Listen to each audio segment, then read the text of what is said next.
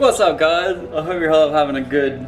Well, yeah, it's been a week. It's been a very long week. I originally wanted to come to you guys with a killer video last week. I was gonna upload, it's probably been about a week or so I haven't uploaded. But yeah, all of my plans basically turned to dust. Last Saturday, me and my good mate Kyle from Built by Kyle, the last video you guys would have seen is when we were giving you guys updates on all the cars and everything else as well. But basically everything apart from the RX-7 plans have all been thrown out the window and we've got brand new plans. So you guys all know I sold the Civic, but now potentially that might not be the case, but I'm not quite sure. That's all up to Tom whether he wants to use that car or not. Last week, me and Kyle from Built by Kyle went up to Bundaberg, just a casual 4-hour drive up, 4-hour drive back to go and look and potentially pick up a Civic hatch. This thing was a 96 D16 Y2, I believe, and it was just an EK1 hatch. It was silver. And I was like, hell yeah, it's gonna be sick, it's gonna be an awesome daily. And also I'm looking for a track car at the moment so I can get more into grit racing over drift. Grit racing has always been something that I've been way more sort of involved in with the whole thing. I kind of feel as though I would be a little bit more competitive and learn a little bit more about driving in that than doing anything drifting, but still sort of having a car that can do both would be awesome. So anyway, me and Kyle drove 4 hours up north to go and have a look at this car that I thought was an absolutely amazing deal. I'll let you guys know, the car was $700, and like comparing that to like $5,000, you know, here in Brisbane to pick up an EK1 hatch that's pretty decent, would be it'd be an amazing deal. It'd be like another deal with the 33. Like, we got that thing super cheap. It had a few little issues, but we could fix them.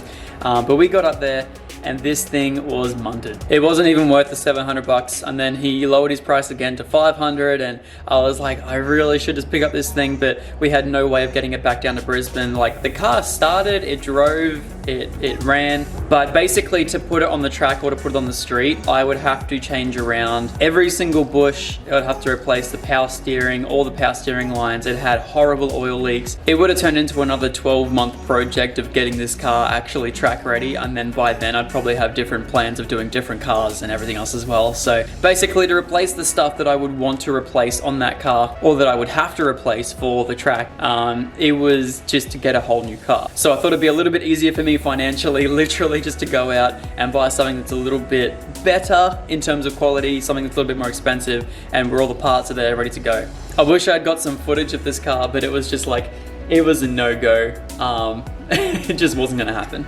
So I came back home and I wanted to do some stuff with the RX-7, so we quickly got it out. We jacked it up and we did a quick little service on it. And can I just say that the oil in this thing is looking minty fresh. It is like, there's no little silvery bits through it. It's nice and black, it's nice and glossy. The filter inside actually didn't have any pickup whatsoever. I actually think it's been about 4,000 or 3,000 Ks since the oil's been done, but on a fresh engine I was expecting a little bit more sort of to happen, but the oil looks freaking amazing. So yeah, we put some fresh oil in the beast, and we fixed up some of the power steering leak, because you guys all know how I feel about that. And yeah, I actually found out as well that we had a vac line that had popped off. So when I went to Sevens Day and everything where I couldn't actually boost up, I fixed all that now. So now it's currently making boost, it's currently utilizing the 2 turbos, and for some reason it has stopped smoking. I don't understand this thing. Like, I have pulled it apart so many times. I've tried to fix that smoking issue so many times where something's just leaking onto the turbo, and now it's just finally stopped. I don't know whether I put like a thicker oil in it, maybe it's, I don't know, it's not getting through one of the places where it originally was, maybe around the turbo somewhere, but I put a little bit of a thicker oil in it.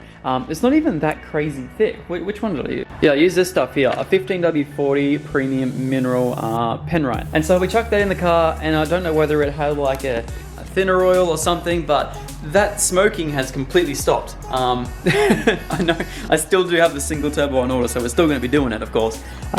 But yeah, I just can't believe it.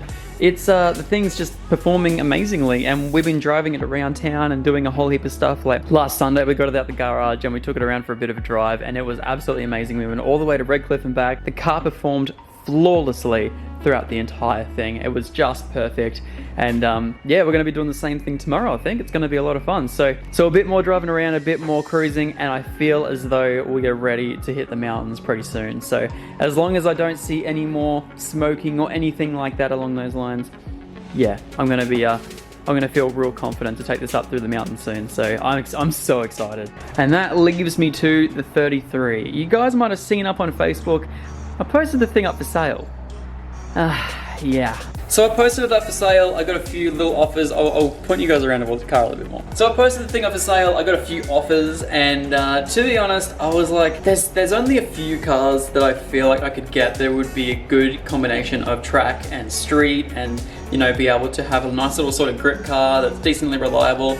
And every single time I was thinking about a car that I could get that's a little bit cheaper, that we could do stuff on the track with, and every single time I kind of did that, I kind of kept falling into the hole of like, but the R33 is better in this way, or but the R33 is better in that way. Do I hate this car? No, I don't. Is it my favorite car? No. Is it ugly? Yes. To be honest, I think it was more so when I got defected and we raced it, and just my heart dropped when I saw this car and how high it was off the ground. So we're gonna have to make something work. So the car is too low because of the exhaust, and if I could get it back to the 100mm all round that it was originally, I would be I'd be so happy. So we do have this car booked in for an exhaust tuck. We're gonna be making it a little bit quieter and a little bit more tucked up, probably using like an oval thing so we can get rid of that horrible low flange right there. So fingers crossed.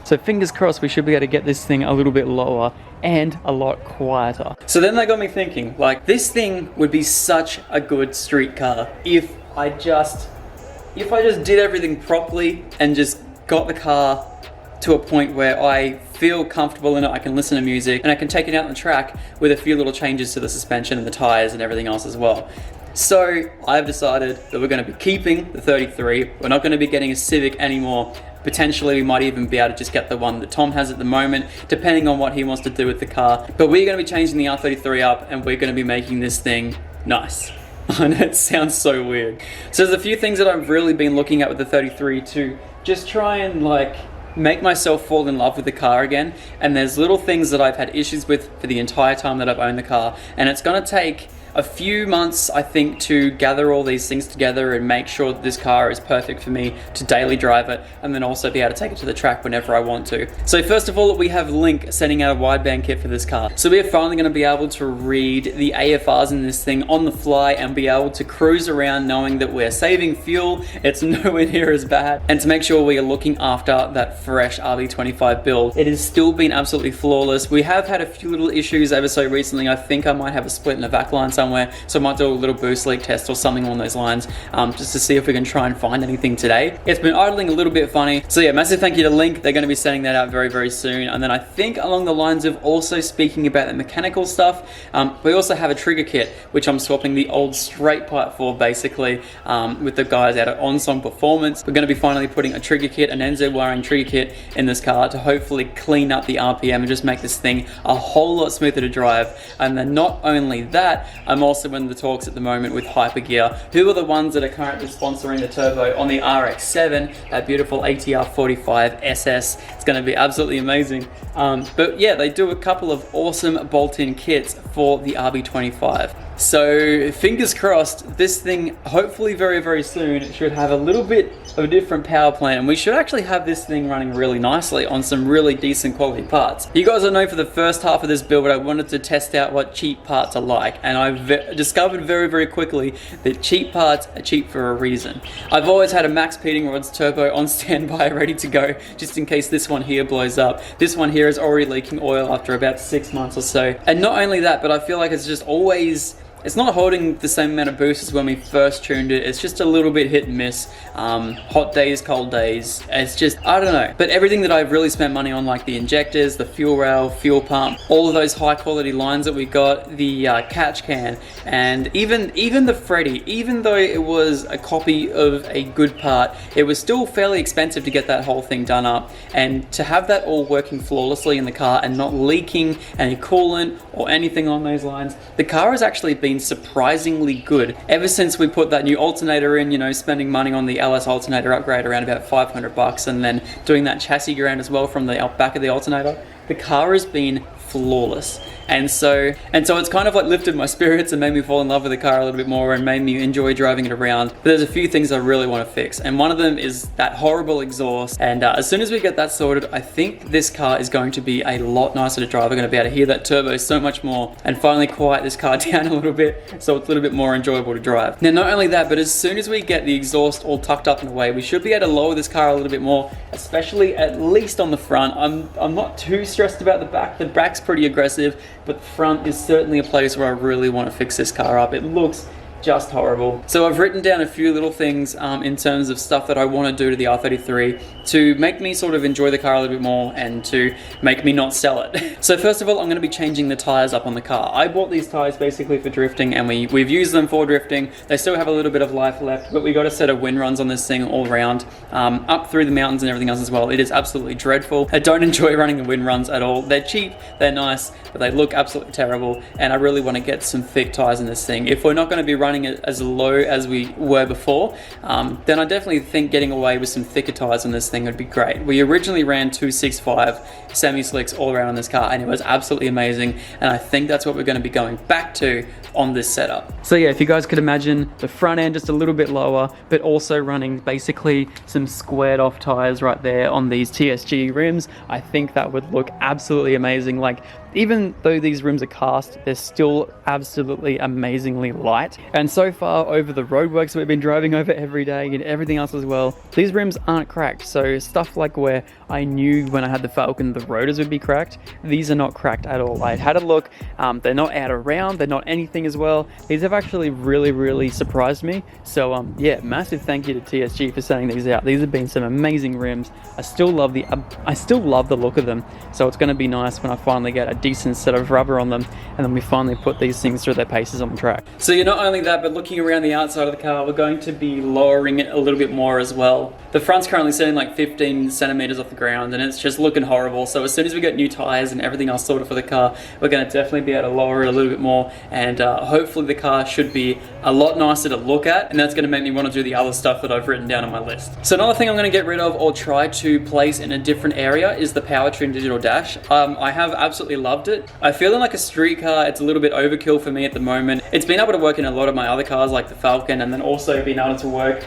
in the RX-7 as well. So I might even be able to work around something and move it around into a location where I can just kind of see like the telemetry or something along those lines, maybe even cut out the center of the dash where the AC and a lot of other stuff is sitting, or even just like inside the console. I can make like a little 3D surround sort of, I can make like a little 3D printed thing so that way I can open it up and you can sort of see the dash there and all of the stats and everything else as well, so I can keep it open whilst I'm on the track or something. But I think with a street car especially, well mainly street car that can go on the track, I think getting rid of that dash just for now and just having the stock gauge cluster will definitely help me, and then being able to open up the console or something like that and see the digital dash sitting in there with all the stats and everything else as well. I think it'd be a really cool idea. But that also means I have to fix up the speed sensor in the car, so the speedo drops in and out, especially at low speeds. Anything under 20 kilometers an hour, it kind of just falls away and the steering goes really heavy. So I'm probably going to get a new speed sensor for the transmission, so that way I always have a speedo. I'm also going to see if I can find a new leather wheel. The Alcantara one in that one there has gone a little bit iffy. I think that's maybe why Adam changed up the supplier for his new wheels, because these Alcantara ones I've only had for maybe 2 years or so, and I haven't even been daily driving it, but it's kind of all matted and doesn't feel very nice. So I definitely think that getting a new wheel for the car is certainly going to help. And not only that, but I'm also going to need a clock spring as well. Ever since I put the horn wire all the way around, I've got it all sorted and everything else as well, but it's actually moved the indicator sort of little sensor thing that sits in there. So now when I turn the indicator on and I turn the wheel, the indicator doesn't click off. And that's just one of those little things that just, yeah, I need to fix. So then I destroyed a speaker when I was putting in the rear speakers on the car, so I'm going to have to get a new speaker for that. But not only that, I'm also going to get a sub, because the speakers that are currently in it are just, they're not really very bassy, and I kind of dig some bass. So I'm going to get a little under seat sub to put underneath the passenger seat. And while we're on the topic of seats, I'm going to put a standard seat or at least 2 reclinable Recaros in the car, so that way they're not as like crazy as the bucket seat. They still feel like standard seats, but they kind of hold me in a little bit more. So I'm still going to keep the bucket seat, so don't stress if you guys want to try and buy it. I'm not going to be selling it. I'm going to be keeping the bucket seat, maybe even see if I can use it for a sim rig upstairs or something, and then be able to swap it between the cars. Now, whilst we're also on the interior, I'm also going to be changing up the carpet in the car, and I'll show you guys why. So the carpet in this thing has always been a little bit gross, a little bit matted, and it just looks terrible. So we've sort of been hiding, like, I don't know if you guys can see it, but just like, but all the carpet's been sort of torn up by someone's heel along those lines. I also got to fix up all that wiring down there. I kind of just pulled it all down so I could have a little bit of a play around with stuff, but definitely need to fix all that. But yeah, it's all matted, it's all horrible, and it holds a lot of stuff in there. It's like, basically like someone has just gone through the whole car with like one of those little wheels and stuff and sort of torn it all up. It's really old, it's really crusty, it's all grayed out. So we're going to be changing around the carpet. I found a company that actually sells these full carpets, molded and everything, to the R33 for 160 bucks. So we're going to be getting a full brand new black carpet for this car. So that's going to be absolutely amazing. We're going to be able to put that in the car, and it should be a whole lot nicer. Along with that, I'm also going to see if I can find some new mats, whether I just get some from Super Cheap or something along those lines, something that's a little bit more plush. Yeah, we'll definitely be doing that as well, so we can sort of keep the interior a little bit nicer. And I think with the seat, with the wheel, with getting rid of that dash for a bit, and just having a few little nicer touches in the car, I think it's going to be a lot more enjoyable to drive. With the quieter exhaust, the fact that I can now listen to music, and just a whole bunch of other stuff with the car, I think it's going to look a hell of a lot nicer. And hey, if I end up enjoying that for a little bit, then I'm going to be painting the car. Ever since I wrapped the RX-7, there has been a particular Inositech color that I've wanted to wrap the car. But then, like, with wrapping it, especially because the RX-7 is always going to be living inside, and Sarah's Corolla, I would hate to put her car out on the street because she's already had to do that at her last place. So I couldn't do that to poor old Sarah. She needs a garage. So I'm going to be painting the car because it just stands up a little bit nicer to the outside elements. And yeah, we're not going to be going crazy and doing like a 10 grand paint job and making this thing look immaculate, because I still want it to be a trackable car. And I just don't want to feel as bad, you know, if it gets like little bumps or scrapes here and there. So I have an idea, and I'm putting it all out on the table for you guys right now. If you guys have all seen Inositech Laguna Blue, that colored wrap, it's kind of like a really sort of deep turquoisey blue. It looks absolutely amazing, but it has no metallic through it. It's kind of like, I don't know, it's kind of like a really flat bare color, and I think with the aggressive lines on the 33, it's certainly going to make this car pop a whole lot. It's going to be a little bit harder to keep clean because it's going to have, like, you know, any little imperfection, there won't be any like metallic to hide it, but I feel as though it's going to be a really nice looking car. It's sort of like, I don't know if you guys have seen the old school like GTR LMs and stuff like that, in that nice real deep R33 blue. I feel as though that's going to be an amazing color to go with this car. So not only that, there's a few little things that I'm probably going to do here and there to the car to try and make it just a little bit nicer before we paint it. Ideally, I would want to do an open door so we can sort of paint all these, everything else as well, and also underneath the bonnet. But I'm probably not going to touch anything like inside the boot or anything, simply because there's no real point. Besides the boot itself, I'm going to have to fix up pretty soon anyway. I will have to replace the boot because we have been getting a lot of rust down through here as well, so that's going to have to get fixed. And not only that, but we also have a little bit of a hole going into the boot here as well, which I need to cut out and then weld in and replace this section right here. The rest of the car is basically rust free, so I'm pretty happy about that, but it's certainly something that I want to get fixed up. So not only that, but underneath here, we don't have any rust as such because, not joking, there was a bit of oil that spilt down in here when we were first building the car, and you can see it's all through the carpet here.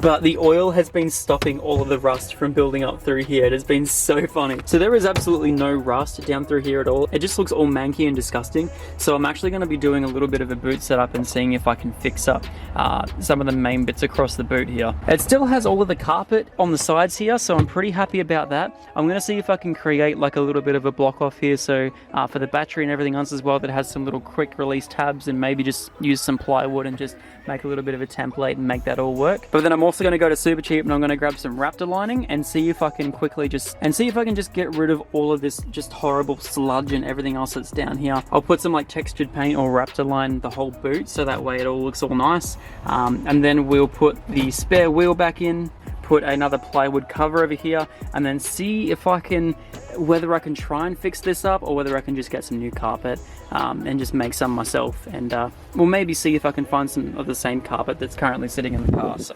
aside from that, we're going to be getting some new tint, so some 18% tint on the glass and a new windscreen, because this windscreen is all scratched from the wipers at one point. It just looks terrible, so we're going to fix it up finally. You guys have been telling me for years to fix that. So yes, some very exciting stuff coming up. It's going to probably cost a few grand to get everything sorted with the 33 before we even paint it, and then it's also going to probably cost a few grand with the RX-7 to get that thing all sorted exactly where I want it. So it's going to take a bit of a long time to sort out the cars and everything else as well, so please bear with me on this whole YouTube thing. This is the first time I've ever done it, so it's definitely a lot of fun. But yes, hopefully a lot of you guys can sleep at night knowing that the R33 isn't going anywhere on the channel. It's going to be staying here.